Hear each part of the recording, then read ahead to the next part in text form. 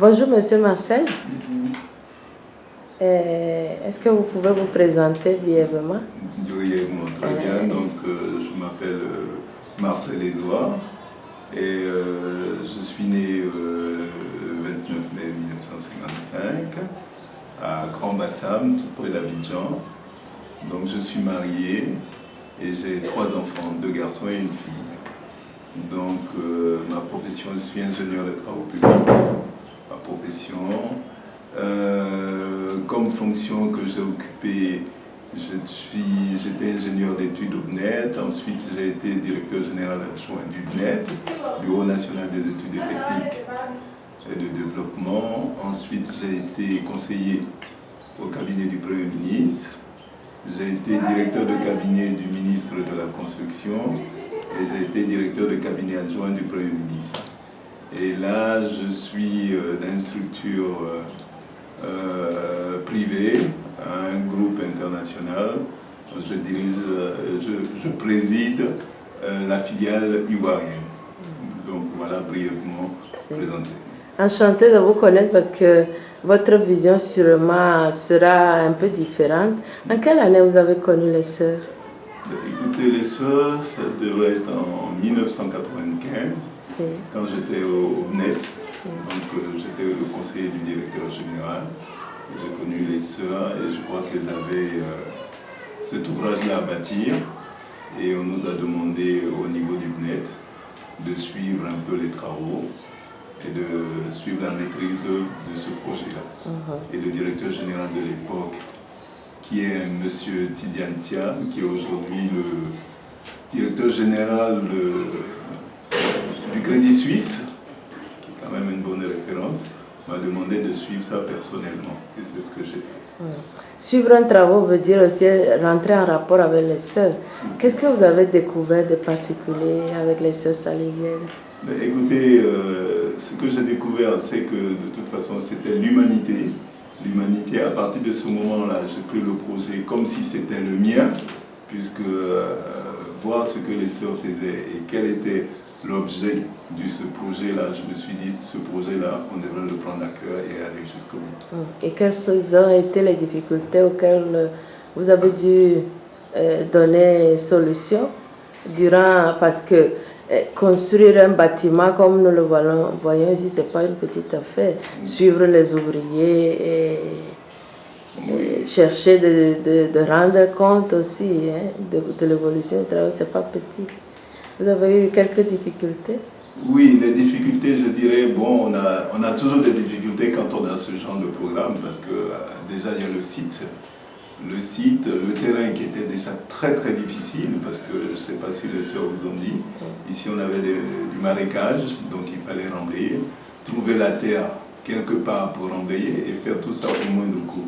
Heureusement, pendant cette période, on avait d'autres travaux qui nécessitaient des terrassements importants, ce qui fait qu'on a renvoyé sur ces terrains-là les terres en excédent qu'on avait sur ces travaux-là. Donc disons qu'on avait une difficulté, on a trouvé une solution tout de suite.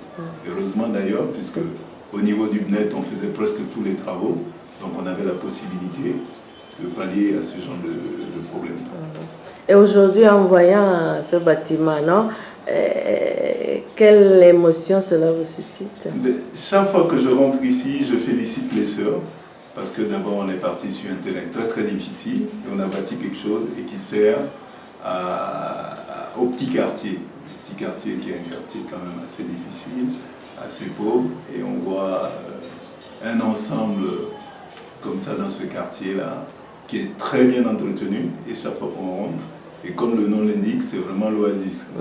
Voilà, c'est un peu ça. Et donc, selon vous, la présence des sœurs apporte quelque chose à la société et au quartier? Absolument, absolument. Écoutez, dans un quartier comme ça, assez difficile, où on voit un peu les maisons qui sont aux alentours, et on voit un peu dans quelles conditions vivent les enfants, avoir un centre où ces enfants-là peuvent se retrouver, s'épanouir, étudier et faire tout le reste, je pense que c'est un gros apport pour les enfants du quartier, pour tout le quartier, pour toute la ville. Tout à l'heure, vous avez parlé de l'humanité des sœurs, une des choses qui vous a touché, non? la première fois que vous avez rencontré les sœurs.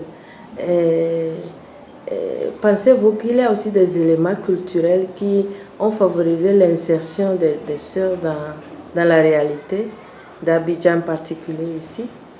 Bon, je dis, la réalité d'Abidjan, c'est la réalité africaine. Vous savez que les Africains, en général, sont très ouverts. Et quand on leur apporte, finalement, ils s'ouvrent pour tout recevoir. Et je pense que cette intégration-là dû se faire assez facilement. Si. Et si on vous demandait, par exemple, de comparer la présence des sœurs à une image, à un symbole, qu'est-ce qui vous vient tout de suite à l'idée? Écoutez, c'est une flamme qui ravive un peu les cœurs meurtris qui sont dans ce quartier-là. Et ça apporte de la joie. De la joie, et une fois on a de la joie, on a toute la bonté du cœur. Et tout à l'heure, vous avez relevé aussi l'importance de la présence des sœurs ici dans ce quartier. Non? Et vous savez que notre charisme est surtout l'éducation.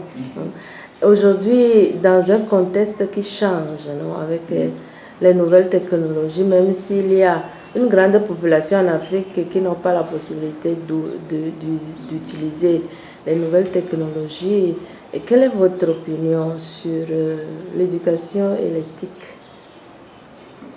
Écoutez, une éducation, c'est une éducation. C'est vrai qu'on peut aller beaucoup plus vite. Mais si on a déjà la base, c'est le plus important. Si on a déjà la base, c'est le plus important. On peut toujours s'adapter. Mais on ne peut pas aller très très vite sans avoir une base assez solide. Et je pense que le fondement même de l'éducation, c'est la base. Même si on ne va pas tout de suite aux nouvelles technologies, c'est la base. À partir de la base, forcément, on pourra s'adapter tout de suite quand on sera en face de ces outils-là. Et si on peut les avoir aussi, pourquoi pas? Donc voilà. Et selon vous, quels sont les défis aujourd'hui? Vous avez relevé la pauvreté dans laquelle les gens vivent ici, les conditions. En dehors de cela, selon vous, quels sont les défis auxquels les sœurs aujourd'hui doivent faire face? Le grand défi, je dirais, concernant nos populations de ces quartiers-là, c'est surtout l'éducation. C'est surtout l'éducation. Sans éducation, on ne peut rien faire. Donc pour moi, le plus grand défi, c'est l'éducation. Et c'est la chose la plus difficile. Parce que l'éducation, on la reçoit à la maison, on la reçoit dehors. Donc si les sœurs peuvent donner le minimum qu'elles peuvent pouvoir influer sur l'éducation de ces enfants-là, je pense qu'on aura gagné. On aura beaucoup gagné. Et votre profession, comme vous venez de dire maintenant, c'est architecte, non?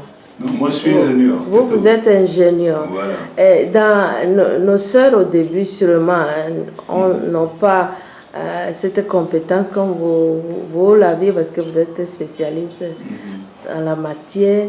En quoi est-ce que l'échange vous a permis vraiment de donner le meilleur de vous-même dans les travaux, dans le suivi de la construction ici à Abidjan? Écoutez, je pense que l'approche qui a été adoptée, surtout par moi, puisque c'était moi qui dirigeais les travaux, c'était un peu l'approche pédagogique. C'est-à-dire, je le fais et en même temps, je les implique au maximum. Pour qu'à l'avenir, même si je ne suis pas là, ils aient une idée de comment est-ce qu'on mène ce genre de projet. Donc, c'est un peu surtout ça. Et vous avez trouvé ouverture, collaboration? Absolument, absolument. Là, il n'y a même pas de doute là-dessus.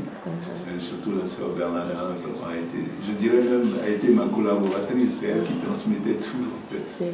Voilà. Et puis bon, les entreprises qui ont été choisies ici ont bien collaboré, ont bien coopéré. Ce qui nous a donné un peu le résultat que nous avons. Et c'est vous qui avez aussi eu cette responsabilité de contacter les autres entreprises. Voilà. Et quelles ont été ces entreprises qui ont travaillé dans ce projet? Écoutez, il y avait l'entreprise de gros œuvres, l'entreprise générale qui était Abri 2000, qui avait été introduite par la coopération française d'ailleurs. Et puis les autres qui sont venus après, c'était des entreprises qui avaient l'habitude de travailler avec le BNET. Donc on a essayé de choisir les meilleures et les sérieuses, les entreprises les plus sérieuses. Voilà, puisque c'était un ouvrage qui avait un objectif assez humanitaire. Donc il fallait trouver les gens qui aient ce sens-là aussi, voilà, qui doit se donner pour atteindre l'objectif qu'on s'était fixé.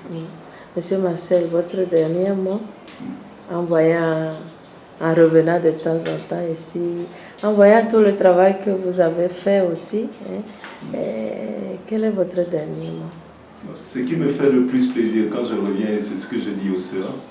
Je remercie de maintenir cet endroit-là tel qu'il était depuis le début. Ça fait près de 20 ans, sinon 20 ans qu'il a été construit. Quand je reviens, c'est toujours, je retrouve la même chose, bâtiment très bien entretenu. C'est vraiment l'oasis. Voilà, l'oasis. Merci bien. Je vous en prie.